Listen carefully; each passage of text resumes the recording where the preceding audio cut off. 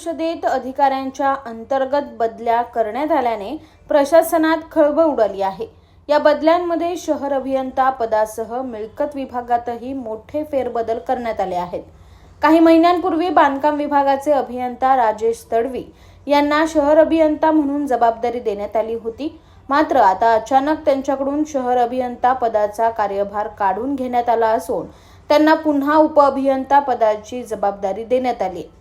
त्यांच्या जागी सध्या उपअभियंता म्हणून कार्यरत असलेल्या पंकज पन्हाळे यांची शहर अभियंता म्हणून नियुक्ती करण्यात आली।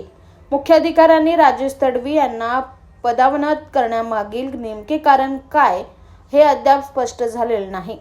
दरम्यान अलीकडेच पालिकेच्या सभेदरम्यान मोबाईलवर गेम खेळताना व्हिडिओ व्हायरल झालेल्या मिळकत पर्यवेक्षक मेघा कदम यांच्याकडील मिळकत विभागाचा कार्यभारही काढून घेण्यात आलाय।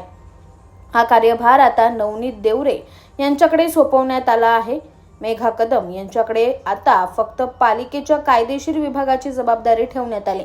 मुख्याधिकाऱ्यांनी अचानक केलेल्या या बदल्यांमुळे अंबरनाथ नगर परिषदेत सध्या विविध चर्चांना उधाण आले असून या निर्णयामागील नेमके कारण काय याकडे सर्वांचे लक्ष लागले आहे।